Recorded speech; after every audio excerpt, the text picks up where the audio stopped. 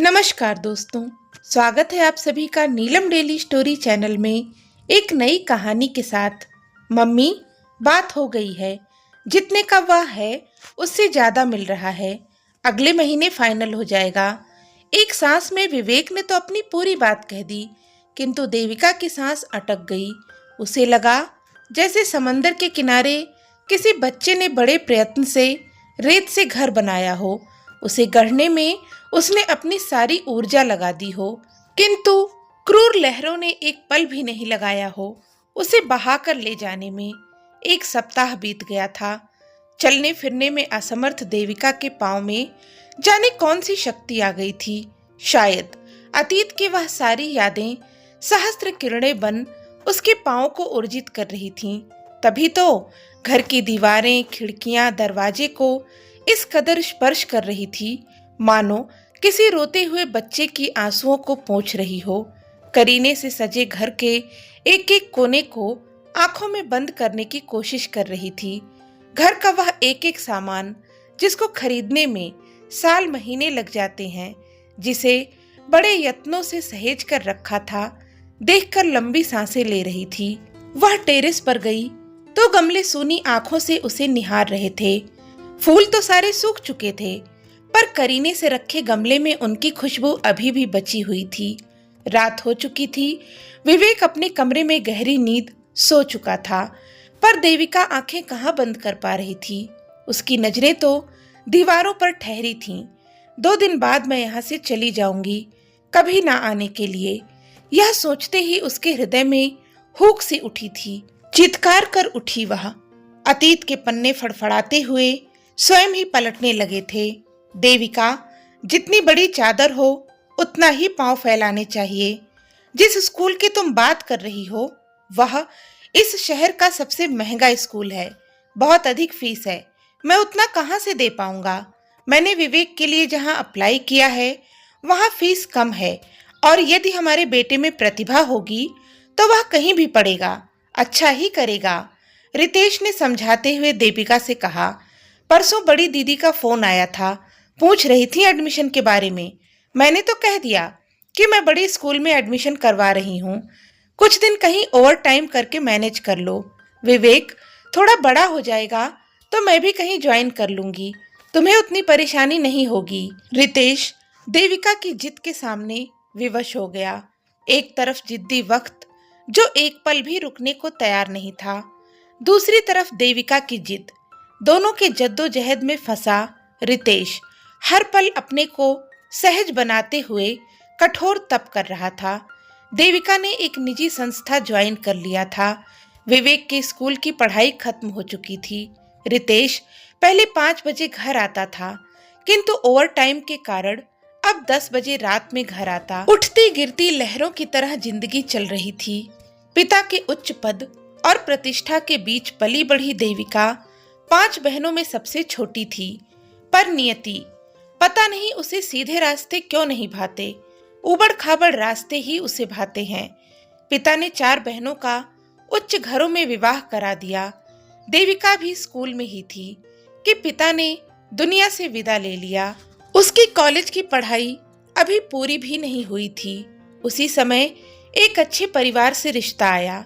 पिता के नहीं होने के कारण असुरक्षा की भावना से घिरी देविका की मां ने आनन फानन में उसका विवाह कर दिया। उस समय रितेश भी पढ़ाई कर रहा था। नियति मानो बहुत जल्दी में थी। समय कम था और उसे बहुत सारा काम करना था। एक्सीडेंट में रितेश के माता पिता की मृत्यु ने रितेश के करियर को लहूलुहान कर दिया। आगे की पढ़ाई वह नहीं कर पाया। देविका भी अपनी अधूरी पढ़ाई विवाह के बाद पूरा करना चाहती थी, पर वह नहीं कर पाई। एक तरफ रितेश का किसी निजी संस्था में नौकरी करने के लिए एक छोटे शहर में आना और अपनी गृहस्थी को किसी तरह दिशा देना, दूसरी तरफ उनके जीवन में विवेक का आना। उनके होठों पर हंसी की रेखा खिंची थी या माथे पर शिकन, वे दोनों समझ नहीं पाए। जीवन मैराथन बन चुका था। देविका, मेरे जीवन का यह सपना था कि मैं डॉक्टर बनकर किसी छोटे शहर में ऐसा हॉस्पिटल खोलूं कि किसी बड़ी बीमारी के लिए लोग हमेशा बड़े शहरों की तरफ दौड़ पड़ते हैं। उन्हें वह सुविधा अपने छोटे शहर में ही मिले। आज कितनी खुशी की घड़ी है कि विवेक ने अपने दमखम पर मेडिकल का एग्जाम पास किया है। हमारा बेटा प्रतिभाशाली है, जहाँ रहेगा वहीं अच्छा करेगा। उसका रैंक कितना अच्छा है कि देश के किसी भी कॉलेज में उसका एडमिशन हो जाएगा। किंतु उसे बाहर जाने की क्या जरूरत है? इसी शहर के मेडिकल कॉलेज में क्यों नहीं पढ़ सकता है? रितेश ने गंभीरता से कहा था। पर देविका, वह तो अपने आसपास से बेखबर अपनी बहनों की होड़ में जिद के मचान पर बैठी हुई थी। ठीक है, हमारा बेटा प्रतिभाशाली है, किंतु उसकी प्रतिभा में तभी तो निखार हुआ जब मैंने उसे शहर के बड़े महंगे स्कूल में पढ़ाया, वरना उसकी प्रतिभा दब जाती। इसलिए मैं कह रही हूँ, मेडिकल की पढ़ाई के लिए किसी उच्च संस्था में भेज दो, तभी वह अच्छे डॉक्टरों में शामिल हो पाएगा। मेरी बहनों के सारे बच्चे तो बाहर ही पढ़े हैं, तभी तो आज सभी उच्च पद पर कार्यरत हैं। रितेश देविका की दलीलों के सामने एक बार फिर नतमस्तक हो गया। वह विवाद में नहीं पड़ना चाहता था। अपनी बहनों से होड़ लगाना छोड़ दो देविका, हम जैसे हैं ठीक हैं। यह कहते हुए रितेश कमरे से बाहर चला गया। वक्त उस पाखी की तरह इतना ऊंचा उड़ रहा था कि उसे धरती नजर ही नहीं आ रही थी। आसमान ही उसे धरती लगने लगा था। मेरी बहनों के सारे बच्चे विदेश में सेटल हो चुके हैं। यदि विदेश में जॉब मिल रहा है तो इस शहर में विवेक को तुम जॉब करने के लिए क्यों मजबूर कर रहे हो? देविका ने उत्तेजित होते हुए कहा। पर मेरा सपना तो यही था। विवेक का क्या सपना है, एक बार उससे तो पूछ लो। रितेश ने गंभीर स्वर में कहा। मेरा भी वही सपना है जो पापा का है, विवेक ने दृढ़ता से कहा था। विवेक के मेडिकल की पढ़ाई समाप्त हो चुकी थी। देविका ने पिता और पुत्र की दृढ़ता को देखते हुए परिस्थिति को बड़ी चालाकी से अपनी ओर कर लिया। ठीक है बेटा, तुम पापा का सपना पूरा करना। पहले कुछ पैसे तो इकट्ठा कर लो, तभी तो यहाँ बड़ा हॉस्पिटल बना पाओगे। इसके लिए तुम्हें विदेश जाना ही पड़ेगा। तर्क में इतना दम था कि उन्हें बात माननी ही पड़ी। क्या हमारी बहू आएगी तो इसी किराए के मकान में रहेगी? देविका ने बड़े उतावलेपन से कहा। अब क्या? रितेश भौचक्का रह गया। इतनी भी समझ नहीं है तुमको? देविका ने सवाल किया। किंतु बिना रितेश का जवाब सुने उसने स्वयं ही उत्तर दे दिया। मैंने बात कर लिया है। मेरे ही संस्थान में मिसेज मल्होत्रा ने फ्लैट लिया है। उस अपार्टमेंट के सारे फ्लैट बिक चुके हैं, एक बचा हुआ है। मैं तो कल उधर गई थी देखने। बहुत बढ़िया है। विवेक जब विदेश से आएगा और यहाँ रहने लगेगा तब अपनी पसंद का फ्लैट खरीद लेगा। तुम क्यों परेशान होती हो? वैसे भी उसकी पढ़ाई का लोन अभी मैं भर रहा हूँ। फ्लैट कहाँ से लेंगे? रितेश ने थोड़ा गुस्साते हुए कहा। मैं अपनी सैलरी पर लोन ले लूंगी और विवेक का वहाँ सेटलमेंट हो जाएगा तो वह भी तो कुछ पैसे भेजेगा ही। हम लोग मैनेज कर लेंगे। उस दिन देविका की खुशी का ठिकाना नहीं था जब वह अपने नए फ्लैट में आई। फिर तो उसका अपनी बहनों की होड़ में घर के इंटीरियर डेकोरेशन का सिलसिला चल पड़ा।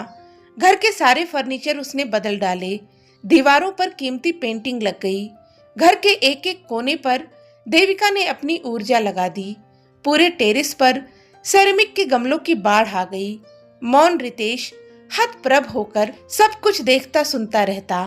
कभी बोलने की कोशिश करता है तो देविका की तर्कपूर्ण दलीलों के सामने चुप हो जाता। कुछ साल बीते। नियति फिर से अपनी अटखेलियों के लिए आतुर हो रही थी।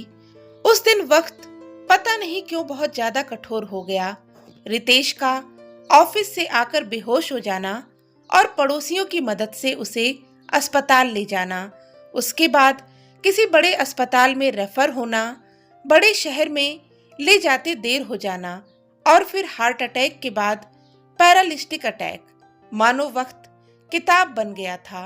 लम्हे उसके पन्ने और नियति उसे जल्दी जल्दी पलट रही थी। विवेक आया था विदेश से, लेकिन फिर जल्दी ही लौट गया। उसे लौटना पड़ा। यह भी देविका का ही किया धरा था। उसकी दूसरे नंबर वाली बहन ने अमेरिका में ही पली बढ़ी लड़की से रिश्ते की बात की और देविका झट से तैयार हो गई। रितेश और विवेक की उसने एक न सुनी। विवाह के बाद बहू भारत आने के लिए तैयार नहीं हुई। जिस दिन खबर आया कि देविका और रितेश दादा दादी बन गए, उसी दिन रितेश को हार्ट अटैक आया था।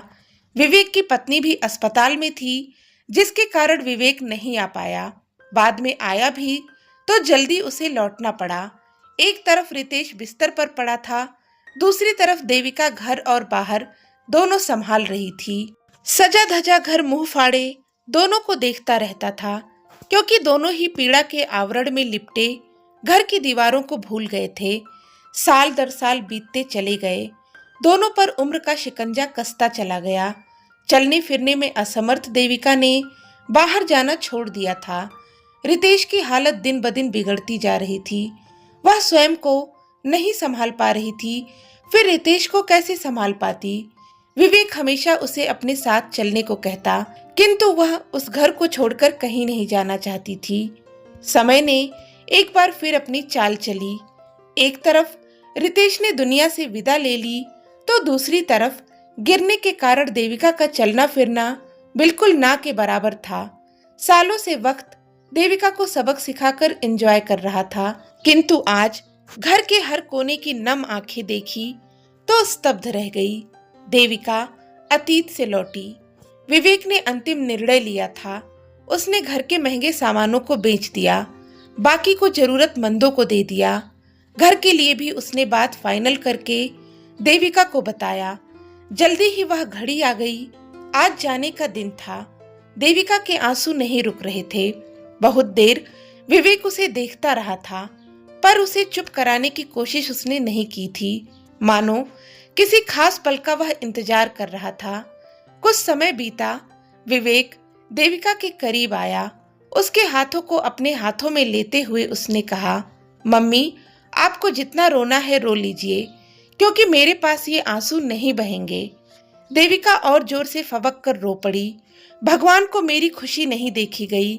देविका ने रोते हुए कहा, मैं आपकी बातों का प्रतिकार नहीं करूंगा, किंतु परिवार की खुशी के लिए हम क्या क्या गलतियां कर जाते हैं, हम उनको नहीं देख पाते और ईश्वर को दोष देते रहते हैं। विवेक ने उसे समझाते हुए कहा, मैंने क्या गलती की? हमेशा से अपने परिवार को आगे बढ़ाने की ही कोशिश की है। देविका ने रुंधे गले से कहा, आप बिल्कुल सही कह रही हैं, फिर भी मैं कहूंगा एक बार आप पीछे मुड़कर देखिए। विवेक ने कहा, तुम ही बताओ ना, मैंने क्या गलती की है? देविका ने पूछा। आप सुन पाएंगी? विवेक ने सवाल किया। हाँ बोलो, देविका ने धीरे से कहा। मम्मी, आपने हमेशा सामाजिक दायरे से सोचा, व्यक्ति और परिवार के दृष्टिकोण से नहीं सोचा। बड़ा महंगा स्कूल, बड़ा संस्थान, विदेश में नौकरी, विदेशी लड़की से विवाह, अपनी सामर्थ्य से अधिक का फ्लैट खरीदना, पापा को मेंटल प्रेशर का शिकार बना दिया। उन्होंने आपकी भावनाओं को ध्यान में रखकर कभी आप पर जबरदस्ती नहीं की। देविका ने आंसू भरी आंखों से विवेक को देखा। विवेक ने अपनी बात जारी रखते हुए कहा, पापा कभी कभी मुझसे शेयर करते थे, अमीरी में पली बढ़ी है देविका, मैं उसे जीवन का कोई सुख नहीं दे पाया। अगर वह सुख की कामना करती है तो मैं उसे मना नहीं कर पाता। सुनकर देविका जड़ सी हो गई। विवेक ने फिर कहा, मम्मी, आज विदेश में मैं डॉक्टर हूँ। एक मिडिल क्लास फैमिली के लिए यह बहुत बड़ी बात है। इसका श्रेय मैं आपको ही दूंगा, किंतु मैं वहां भीड़ में खो सा गया हूँ। पापा का सपना था छोटे शहर में अस्पताल खोलना। यदि आप पापा की बात मानती तो मुझे बहुत बड़े स्कूल और संस्थान की जरूरत नहीं थी। छोटी जगह पर भी मैं पढ़ाई कर लेता। मुझे विदेश जाने की भी जरूरत नहीं थी। मैं यहीं पर नौकरी कर इतना कमा लेता कि धीरे धीरे अपना अस्पताल खोल लेता। सिर्फ जुनून चाहिए, हम साथ में रहते, पापा पर इतना प्रेशर नहीं पड़ता और शायद उनकी वह स्थिति होती ही नहीं। विवेक की आंखों में आंसू भर गया। उसका गला रुंध गया था। फिर भी उसने कहा, यदि यहाँ के अस्पताल में मैं वह सुविधा देता जो बड़े शहरों में होता है, तो जो पापा के साथ हुआ, बड़े अस्पताल में ले जाते देर हो गई थी। वह शायद किसी और के साथ नहीं होता। एक तरफ मानवता की रक्षा होती, दूसरी तरफ आपके बेटे का ही नाम होता। भीड़ में मैं अलग और ऊपर होता, सामाजिक प्रतिष्ठा भी हमें मिलती। देविका का सिर झुक गया था। विवेक ने फिर कहा, अपनी जिद में आपने मेरा विवाह विदेश में पढ़ी लिखी लड़की से कर दिया। यहाँ आकर रहने के लिए वह तैयार नहीं थी, और यदि मैं जिद करता तो शायद हम अलग हो जाते। आपको वह भी बर्दाश्त नहीं होता। आपकी महत्वाकांक्षाओं ने एक सुखी परिवार को नष्ट कर दिया। वहां विदेश में अपने आप को गुमशुदा पाता हूँ। आपका जीवन भी तो बेहद संघर्षशील रहा। आपको कहाँ आराम मिला? विवेक थोड़ी देर के लिए चुप हो गया। मौन कमरा दोनों को देख रहा था। विवेक ने देविका के कंधे पर हाथ रखते हुए कहा, इस घर को सजाने में आपने दिन रात एक कर दिया। सालों लग गए, किंतु आज क्या हश्र हुआ? आपकी आंखों में आंसू नहीं रुक रहे हैं। अब मैं यहाँ आकर नहीं रह सकता, और आप भी कभी ना आने के लिए ही जा रही हैं। महत्वाकांक्षी होना बुरी बात नहीं, किंतु वह सही दिशा में होनी चाहिए। चलिए उठिए, जाने का समय हो गया है। कहते हुए विवेक उठ पड़ा। दोनों ही रो पड़े। थरथराती आवाज में विवेक ने कहा था, काश मम्मी आपने पापा का कहा मान लिया होता, काश। तो दोस्तों, इस कहानी के विषय में आपके क्या विचार हैं, हमें कमेंट करके जरूर बताएं। उम्मीद करती हूँ कि आज की यह कहानी आपको जरूर पसंद आई होगी। कहानी पसंद आई हो तो प्लीज़ इसे लाइक करें, अपनी फैमिली और फ्रेंड्स के साथ में शेयर करें, और चैनल को भी सब्सक्राइब कर लें। धन्यवाद।